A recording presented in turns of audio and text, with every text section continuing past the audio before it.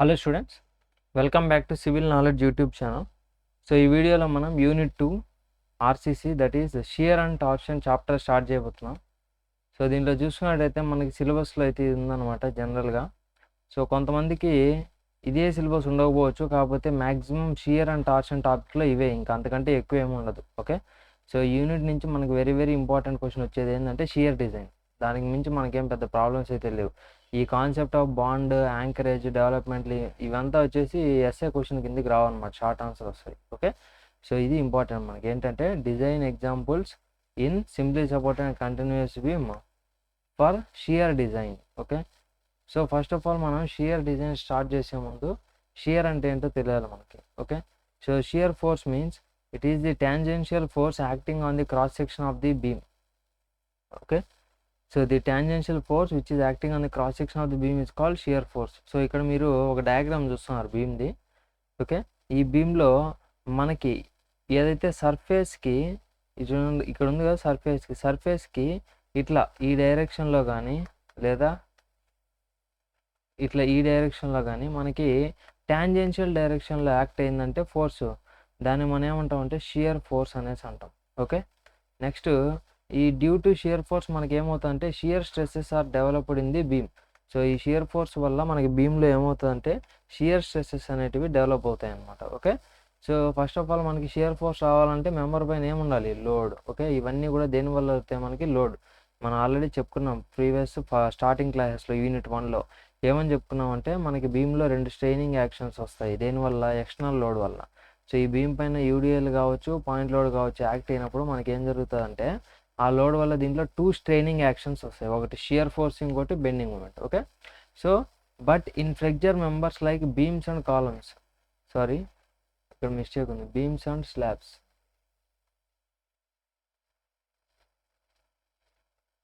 So column is not a flexural member, almost it is a compression member. So flexural members ఏమేమి మనకి, beams and slabs. So flexural members means bending అయ్యే members అనమాట. So of course columns కూడా bend అవుతాయి whenever eccentricity is applied, లేదా మనకి biaxial moments అలా వచ్చినప్పుడు కాలమ్స్ కూడా బెండ్ అవుతాయి. But columns in nature generally those are compression members, compression in nature their forces are. Okay, so but beams and slabs are flexural members, ఎందుకంటే ఈ beams పైన slabs పైన మనకి ట్రాన్స్ఫర్స్ డైరెక్షన్లో లోడ్ పడుతుంది. So they are more susceptible to bending. Okay, bending means flexure. Okay, so ఈ beams and స్లాబ్స్లో ఏమవుతుందంటే మనకి shear force is accompanied by bending. So shear force అనేది ఇండివిజువల్గా సపరేట్గా రాదు, సో బెండింగ్తో కలిసి మనకి షియర్ ఫోర్స్ అనేది వస్తుంది అనమాట. సో అలా వచ్చినప్పుడు మనకి ఏమవుతుందంటే ఇక్కడ డయాగ్నల్ టెన్షన్ అనేది వస్తుంది. దానివల్ల మనకి ఏం జరుగుతుందంటే క్రాక్స్ అనేవి డెవలప్ అవుతాయి. ఓకే, డయాగ్నల్ టెన్షన్ అనే ఫోర్స్ అనేది మనకి వస్తుంది అనమాట due to the combination of both shear and bending. Shear bending కలవడం వల్ల మనకి డయాగ్నల్ టెన్షన్ అనేది డెవలప్ అవుతుంది, దానివల్ల క్రాక్స్ అనేవి డెవలప్ అవుతాయి. So this cracks should be resisted. ఆ క్రాక్స్ అనేవి రాకుండా ఉండాలి అని అంటే, క్రాక్స్ వస్తే ఇంకేమవుతుంది, మెంబర్ ఫెయిల్ అయిపోతుంది. అలా క్రాక్స్ రాకుండా ఉండాలంటే మనం ఏం చేయాలి అని అంటే, so it should be resisted by providing shear reinforcement. So shear reinforcement అనేది ప్రొవైడ్ చేయాలి మనం. ఓకే, సో షియర్ రీఎన్ఫోర్స్మెంట్ అంటే ఎలా ప్రొవైడ్ చేస్తాం మనం అంటే, in the form of vertical stirrups or inclined stirrups or bent up bars or combination of stirrups and bent up bars. So ఒక బీమ్లో మీరు ప్రాక్టికల్గా మ్యాక్సిమం చూసుంటారు బయట, రోజు మనకి సివిల్ అంటేనే మనకి డైలీ మనకి కనిపించేది అనమాట. ప్రతిరోజు మనం బయట రోడ్ల పైన తిరుగుతూ ఉన్నప్పుడు ఖచ్చితంగా మనకు కనిపిస్తుంది. ఏం కనిపిస్తాయి, బిల్డింగ్స్ కట్టేటప్పుడు అంటే, సో బీమ్స్లో మనకి ఏమేమి ఉంటాయో మీకు తెలుసు అనమాట జనరల్గా. సో స్టీల్ బార్స్ ఉంటాయి, దాని చుట్టూ ఏముంటాయి మనకి ఈ విధంగా స్టిరప్స్ ఉంటాయి, వాటినే స్టిరప్స్ అంటాం. అవి ఎందుకు పెడతాము అని అంటే, దేనికోసం పెడతాం మనం అవి, so to resist the shear reinforcement, shear cracks. Okay, so shear స్ట్రెస్ని రెసిస్ట్ చేయడం కోసం మనము ఈ వర్టికల్ స్టిరప్స్ అనేవి పెడుతున్నాం. Those are called as shear reinforcement. Shear reinforcement అంటే ఏదో కాదనమాట, వర్టికల్ స్టిరప్స్ లేదా ఇంక్లైన్ స్టిరప్స్ లేదా బెంట్ అప్ బార్స్ లేదా అవి రెండు కలిపి మనం ఒక బీమ్లో పెట్టినాము అంటే అదే షియర్ రీఎన్ఫోర్స్మెంట్. ఎందుకు పెడుతున్నాం షియర్ రీఎన్ఫోర్స్మెంట్ అంటే, to resist this shear stress and also this diagonal tension cracks. So ఇక్కడ చూసినట్టయితే మనం, సో ఈ బీమ్లో మనకి ఇక్కడ ఎక్కడైతే ఎడ్జెస్లో మనకి షియర్ ఎక్కువ ఉంటుంది అనమాట. ఓకే, బెండింగ్ సెంటర్లో ఎక్కువ ఉంటుంది, ఎడ్జెస్లో షియర్ ఎక్కువ ఉంటుంది. ఇక్కడ ప్యూర్ షియర్ యాక్ట్ అవుతుంది కాబట్టి మనకి almost so bending 0, pure shear act అవుతుంది కాబట్టి ఓన్లీ షియర్ వల్లే క్రాక్స్ వచ్చాయి. So those are called 45 degrees cracks. So only shear cracks అనేవి ఎప్పుడు కూడా ఎలా వస్తాయి మనకంటే 45 degreesలో వస్తాయి అనమాట. ఓకే, సో దాన్ని రెసిస్ట్ చేయడం కోసమే మనం ఏం చేస్తామంటే ఇక్కడ స్టిరప్స్, ఇంక్లైన్డ్ స్టిరప్స్ లేదా వర్టికల్ స్టిరప్స్ లేదా in terms of bent up bars అనేవి ప్రొవైడ్ చేస్తాం. ఓకే, మీకు తెలుసు కదా జనరల్గా మనం ఇక్కడ టెన్షన్లో సో బెండింగ్ కోసం కింద అనేవి బార్స్ పెడతాం, ఎడ్జెస్కి వచ్చేటప్పటికి మనం ఏం చేస్తాం, బెండ్ చేసి పైకి పంపిస్తాం. ఎందుకు అలా బెండ్ చేసి బయటకు పంపిస్తాం ఇప్పుడు తెలిసిందే. ఇక్కడ కట్ చేసి ఇక్కడ పైన పెట్టచ్చు కదా మనము, సపోర్ట్ దగ్గర నెగిటివ్ బెండింగ్ మూమెంట్ వస్తుంది. ఓకే, అందుకని పైన మనం రీఇన్ఫోర్స్మెంట్ పెట్టాలి. ఓకే, బట్ ఇక్కడ కట్ చేసి ఇక్కడ పెట్టచ్చు కదా ఆల్మోస్ట్ కేసెస్లో, కానీ మనం ఏం చేస్తున్నాం, బెండ్ చేసి ఇలా పెడతాం. ఎందుకు అని అంటే అక్కడ మనకు అది షియర్ రెసిస్టెన్స్లో యూజ్ అవుతుంది. ఓకే, ఆ బెండ్ చేసే బార్ అనేది మనకి షియర్ రెసిస్టెన్స్లో యూజ్ అవుతుంది. సో ఇక్కడ అదే మనం చెప్పింది, బెంట్ అప్ బార్స్ కూడా మనకి ఏం చేస్తాయి, షియర్ని రెసిస్ట్ చేస్తాయి. ఓకే, సో నెక్స్ట్ ఇక్కడ చూసినట్టయితే this is the combination crack అనమాట. దేని కాంబినేషన్ అంటే ఫ్లెక్చర్ అండ్ షియర్, అంటే ఇది బెండింగ్ షియర్ రెండు కలిపి వచ్చిన క్రాక్ అనమాట. ఓకే, సో అందుకనే ఈ విధంగా ఉంది మనకి. షియర్ క్రాక్స్ అనేవి విత్ ఎక్కువ ఉండవు, కాకపోతే యాంగిల్ 45 degreesలో ఉంటాయి. ఫ్లెక్చరల్ క్రాక్స్ అనేటివి సో యాంగిల్ అనేది 90 degreesలో ఉంటాయి అనమాట. సో ఇక్కడ చూపించినట్టు ఫ్లెక్చర్ క్రాక్ ఇది ఓన్లీ బెండింగ్ వల్ల. సో సెంటర్ ఆఫ్ ది బీమ్లో మనకి బెండింగ్ మూమెంట్ ఎక్కువ ఉంటుంది, షియర్ ఉండదు. సో కాబట్టి మనకి ఓన్లీ బెండింగ్ మూమెంట్ వల్ల మనకి ఎలాంటి క్రాక్స్ వస్తాయి అంటే 90 degrees క్రాక్స్ వస్తాయి, కాకపోతే దాని విడ్త్ అనేది క్రాక్ విడ్త్ ఎక్కువ ఉంటుంది when compare to shear cracks. Okay, and these are combination. So ఈ మధ్యలో మనకి షియర్ వస్తుంది, బెండింగ్ వస్తుంది కాబట్టి రెండు కాంబినేషన్లో సో క్రాక్స్ యాంగిల్తో వస్తాయి, లైక్ 30 degrees అలా యాంగిల్తో వస్తాయి, ప్లస్ క్రాక్ విడ్త్ కూడా కొంచెం ఎక్కువ ఉంటుంది. సో ఇవి ఏంటంటే డిఫరెంట్ ఫెయిల్యూర్ క్రాక్ ప్యాటర్న్స్ అనమాట, crack patterns in beams. So different most common crack patterns in beams. So next పైన కానీ ఏమన్నా క్రాక్స్ వచ్చాయనుకో, సో ఇక్కడ పైన టాప్లో బాటంలో ఉన్నా ఇవి దేనివల్ల వచ్చినట్టు మనకి compression cracks. So these are compression cracks, compression వల్ల వచ్చిన క్రషింగ్ ఆఫ్ కాంక్రీట్ వల్ల వచ్చిన క్రాక్స్, పైన కానీ క్రాక్స్ వస్తాయి. ఓకే, నెక్స్ట్ సో ఇప్పుడు మనకు తెలిసింది కదా ఇక్కడ దీంట్లో షియర్ రెసిస్టెన్స్, షియర్ స్ట్రెస్ వస్తుంది, డయాగ్నల్ క్రాక్స్ డెవలప్ అవుతాయి. వీటిని రెసిస్ట్ చేయాలంటే మనం ఏం చేయాలి, షియర్ రీఇన్ఫోర్స్మెంట్ ప్రొవైడ్ చేయాలని చెప్పినాం. షియర్ రీఇన్ఫోర్స్మెంట్ ఎలా ప్రొవైడ్ చేయాలి, by means of vertical stirrups లేదా incline stirrups or bent up bars or combination of this. So వీటి ద్వారా మనం ప్రొవైడ్ చేస్తాం. అయితే ఇక్కడ చూసినట్లయితే షియర్ స్ట్రెస్ ఇన్ బీమ్స్, మనం షియర్ స్ట్రెస్ అనేది ఫస్ట్ తెలియాలి మనకి. ఓకే, షియర్ స్ట్రెస్ క్యాలిక్యులేట్ చేస్తేనే మనం షియర్ రీఇన్ఫోర్స్మెంట్ అనేది ప్రొవైడ్ చేయగలుగుతాం.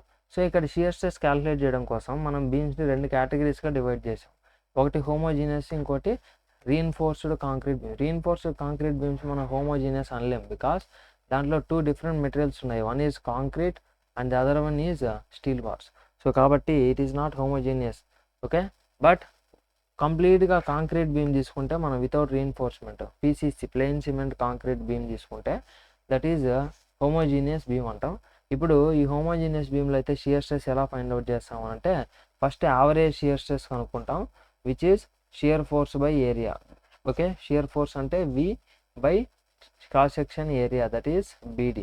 సో ఇది నెక్స్ట్ షియర్ స్ట్రెస్ ఎలా కనుక్కుంటాము అని అంటే మనము so maximum shear stress 1.5 into tau average, 1.5 into tau average చేస్తే మనకి ఏమొస్తుంది, సో మ్యాక్సిమం షియర్ స్ట్రెస్ వస్తుంది. It is not for SA question, ఇది ఎస్ఏకి అయితే రాదు, మీకు జస్ట్ 3 మార్క్స్ అడుగుతారు. లైక్ ఒక రెక్టాంగులర్ బీమ్ ఇచ్చేసి దాని డైమెన్షన్స్ ఇచ్చేసి దానిపైన షియర్ ఫోర్స్ ఇచ్చేసి మిమ్మల్ని ఏమంటారు, మ్యాక్సిమం షియర్ స్ట్రెస్ కనుక్కోండి అంటారు. సో అప్పుడు ఫార్ములా ఏంటి మనకి 1.5 into V by BD, 1.5 into B by BD చేస్తే మీకు ఏమొస్తుంది, మ్యాక్సిమం షియర్ స్ట్రెస్ వస్తుంది. That is so short answer question. But SA క్వశ్చన్లో మనకి ఇచ్చేటివన్నీ కూడా ఏంటి, RCC beams, reinforced concrete beams, cement concrete beams. Okay, దీనికైతే రీఇన్ఫోర్స్డ్ సిమెంట్ కాంక్రీట్ బీమ్స్కి అయితే షియర్ స్ట్రెస్ ఎలా కనుక్కోవాలి అండ్ షియర్ డిజైన్ ఎలా చేయాలి అనడం కోసం మనకి సపరేట్గా డిజైన్ ప్రొసీజర్ అనేది ఉందన్నమాట ఫర్ షియర్ డిజైన్. దేని ప్రకారం అంటే యాజ్ పర్ IS 456/2000 ప్రకారం మనకి సపరేట్ డిజైన్ అనేది ఉంది. ఓకే, సో ఇప్పుడు ఈ డిజైన్ అనేది ఎలా చేయాలి ఏంది అనేది మనం ఇక్కడ చూస్తున్నాం. వెరీ వెరీ ఇంపార్టెంట్ అనమాట. ఇక్కడ నుంచి మనకి ఎస్ఏ ప్రాబ్లం అనేది స్టార్ట్ అవుతుంది. సో ఇది చాలా ఇంపార్టెంట్ ఇన్ఫర్మేషన్. సో బాగా వినండి, ఎక్కడైనా డౌట్స్ వస్తే మళ్ళీ వీడియోని రిపీట్ చేసుకొని చూడండి. సో అయితే design of shear reinforcement as per is 456-2000. మనకి తెలుసు కాంక్రీట్కి, సో కాంక్రీట్ స్ట్రక్చర్స్కి మనకి కోడ్ బుక్ ఏంటి, ఐఎస్ 456-2000. ఈ ఐఎస్ 456-2000లో మనకి షియర్ రీఎన్ఫోర్స్మెంట్ కోసం సపరేట్గా మనకి డిజైన్కి ప్రొసీజర్ అనేది ఇచ్చినారు. సో ఫస్ట్ ఏం చేయాలంటే మనం క్వశ్చన్లో అంటే ఈ గివెన్ డేటా అనేది ప్రొసీజర్లో లేదు, కానీ మనం మెన్షన్ చేసిన ఇక్కడ స్టెప్ వైజ్, ఎందుకనంటే మీకు ఎగ్జామ్లో ప్రాబ్లం చేయడం ఈజీ ఉండడం కోసం. సో ఫస్ట్ మీరు క్వశ్చన్లో ఇస్తే మనకి గివెన్ డేటా రాసుకుంటాం. ఏమేమి ఉంటాయి గివెన్ డేటాలో అంటే, సో మన గ్రేడ్ ఆఫ్ కాంక్రీట్ కానీ, గ్రేడ్ ఆఫ్ స్టీల్ కానీ, కాంక్రీట్ బీమ్ యొక్క డైమెన్షన్స్, నెక్స్ట్ అలాగే దానిపైన లోడ్స్ ఏమేమి వస్తున్నాయి, అండ్ అలాగే very very important shear force, దానిపైన షియర్ ఫోర్స్ ఎంత ఉంది. షియర్ ఫోర్స్ ఇస్తేనే కదా మనం షియర్ డిజైన్ చేయగలుగుతాం. సో షియర్ ఫోర్స్ ఎంత అనేది, కొన్నిసార్లు షియర్ ఫోర్స్ ఇవ్వకుండా మీకు లోడ్స్ ఇస్తారు, దాని నుంచి మనమే కనుక్కోవాలి అది ఎలాగనేది ప్రాబ్లమ్స్లో చూద్దాం. Okay, so shear force, factored shear force VU అనేది ఇచ్చినారనుకోండి, సో ఇస్తే ఓకే, ఇవ్వకుంటే మనం ఈ లోడ్స్ నుంచి మనమే వియు అనేది కనుక్కోవాలి. సో ఫైనల్గా గివెన్ డేటాలో మనకి వియు అనేది కంపల్సరీగా ఉండాలి. ఓకే, అంటే మనం రాయడం గివెన్ డేటాలో వియు ఖచ్చితంగా ఉండాలి. అంటే క్వశ్చన్లో ఇవ్వాలని కాదు, వాళ్ళు లోడ్స్ ఇస్తే వియు కనుక్కోవాలి మనం, లేదు కొన్నిసార్లు డైరెక్ట్గా వాళ్ళే వియు అనేది ఇచ్చేస్తారు. ఓకే, నెక్స్ట్ వియు అంటే factored shear force. Next so factored shear force మనకు తెలిసిన తర్వాత ఫస్ట్ స్టెప్ మనం ఏం చేయాలి అంటే ఇక్కడ డిజైన్లో calculate nominal shear stress, that is తవ్వి అంటే నామినల్ షియర్ స్ట్రెస్ లేదా యావరేజ్ షియర్ స్ట్రెస్ అంటాం, అది కనుక్కోవాలి. సో దానికి formula ఏమేమంటే VU/BD. So VU/BD. So ఇక్కడ కూడా మనకి ఇది కూడా మనకి వియుగానే తీసుకోవచ్చు మనం, అల్టిమేట్ లేదా factored shear force. Okay, VU/BD చేస్తే మనకి ఏమొచ్చింది, నామినల్ షియర్ స్ట్రెస్ వచ్చింది. నెక్స్ట్ స్టెప్ ఏం చేయాలంటే calculate shear resistance of concrete. So ఇప్పుడు కాంక్రీట్ అనే మెటీరియల్ ఏదైతే ఉందో, ఓకే, అది కొంచెం రెసిస్ట్ చేస్తుంది దేన్ని, షియర్ని. ఓకే, ప్రతి ఒక్క మెటీరియల్కి కొంచెం రెసిస్టెంట్ అనేది ఉంటుంది కదా. ఇప్పుడు కాంక్రీట్ బ్లాక్ ఉందనుకో, నువ్వు ఈ పక్క మనం చేతులు పెట్టి మనం దాన్ని రొటేట్ చేసామంటే, సో ఒక హ్యాండ్తో లెఫ్ట్ హ్యాండ్తో ఈ పక్క, రైట్ హ్యాండ్తో ఈ పక్క పట్టుకొని మనం ఇట్లా రొటేట్ చేసాం అనుకో దాన్ని, సో రొటేట్ చేస్తే అదేమన్నా ఇరిగిపోతుందా, ఇరిగిపోదు. అంటే దాని మీనింగ్ ఏమి, అక్కడ కొంచెం షియర్ రెసిస్టెన్స్ అనేది ఉంది.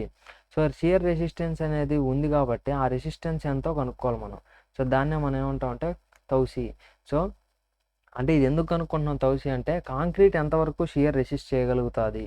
ఓకే, కాంక్రీట్ షియర్ని ఎంతవరకు రెసిస్ట్ చేయగలుగుతుంది అనేది మనం చెక్ చేయాలి కంపల్సరీగా. ఓకే, అది ఎలా అంటే as per table 19 of IS 456-2000.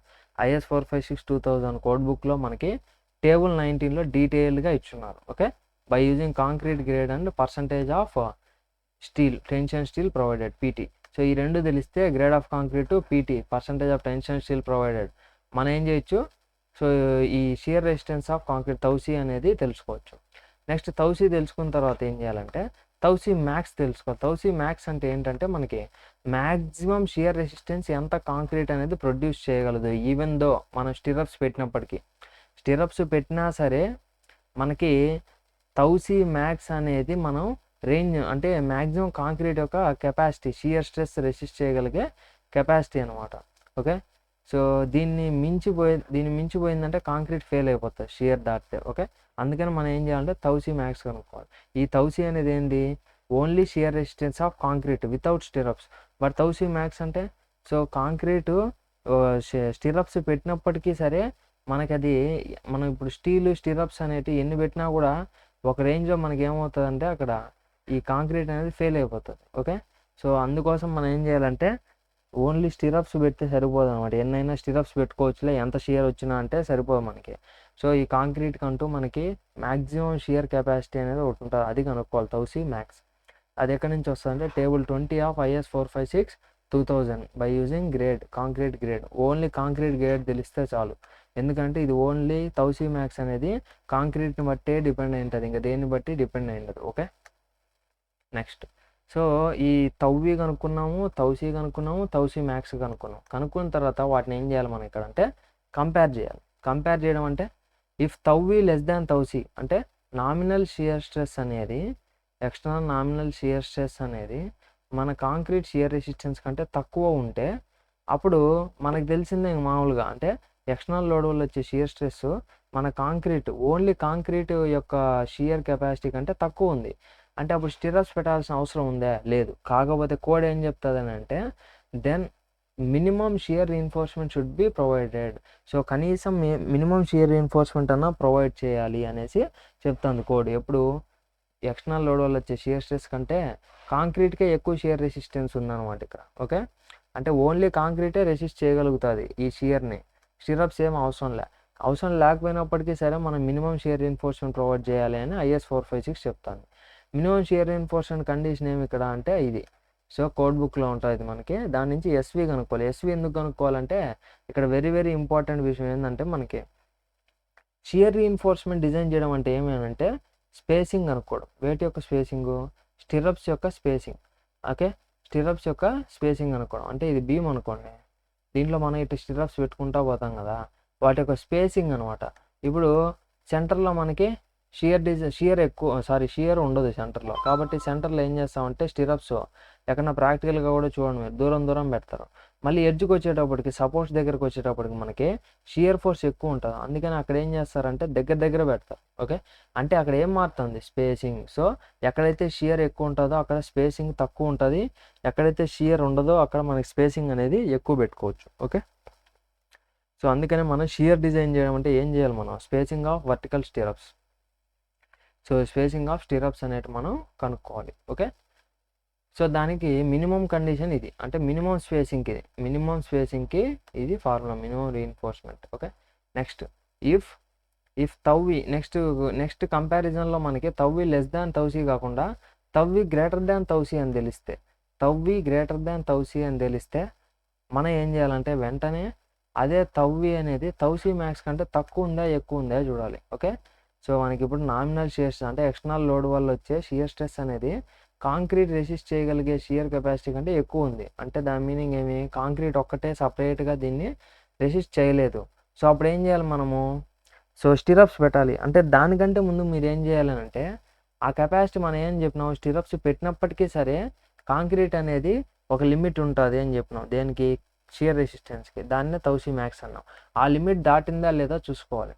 So ఆ లిమిట్ లోపలే ఉన్నిందనుకో తవ్వి అనేది, తౌసీ కంటే ఎక్కువే ఉంది కానీ స్టిరప్స్ పెడితే అప్పుడు మనకు సరిపోతుంది అనమాట. ఏది, తవ్వి అనేది తక్కువ ఉంటుంది దేనికన్నా, తౌసీ మ్యాక్స్ కన్నా. సో అలాగని మనకు ఉన్నిందనుకో tau v is greater than tau c and tau v is less than tau c max, then shear reinforcement is to be designed. So shear reinforcement design చేయడం అంటే in the form of stirrups మనం ఏం కనుక్కోవాలి, స్పేసింగ్. సో స్పేసింగ్ అనేది కనుక్కోవాలి అని అంటే మనకి ఈ 4 కండిషన్స్ ఉన్నాయి. ఈ 4 మనం ఏం తీసుకోవాలంటే మినిమం ఆఫ్ ది బిలో 4, అంటే ఈ 4 కనుక్కొని వీటిలో ఏది తక్కువ వస్తే అది మనం తీసుకోవాలి. అయితే ఈ 4 కనుక్కోవాలంటే ఫస్ట్ ఫార్ములా మనకి ఏముంది ఇక్కడ, V U S means shear to be resisted by stirrups. అంటే ఇక్కడ తవ్వి అంటే ఏమి, ఎక్స్టర్నల్ లోడ్ వల్ల వచ్చే షియర్ స్ట్రెస్. తౌసీ అంటే కాంక్రీట్ రెసిస్టెన్స్ కదా, కాంక్రీట్ కంటూ కొంచెం రెసిస్టెన్స్ ఉంది కదా. సో అంటే కొంచెం షియర్ని రెసిస్ట్ చేస్తుంది కాబట్టి ఆ షియర్ని తీసేస్తే మిగిలినది ఏది చూడాలి, వర్టికల్ స్టిరప్స్ చూడాలి. సో కాబట్టి ఫస్ట్ ఏం చేస్తున్నామంటే మనం shear to be resisted by vertical stirrups. So stirrups అనేటివి మనకి ఎంత షియర్ తీసుకోవాలి అంటే ఎక్స్టర్నల్ లోడ్ వల్ల వచ్చే షియర్ వియువు, దాంట్లో మనకి కాంక్రీట్ అనేది కొంచెం షియర్ తీసుకుంటుంది కాబట్టి దాన్ని తీసేస్తే మిగిలినది ఏది తీసుకోవాలి, స్టిరప్స్ తీసుకోవాలి. సో స్టిరప్స్ అనేటివి రెసిస్ట్ చేయాలి, దాన్ని మనం కనుక్కుంటున్నాం.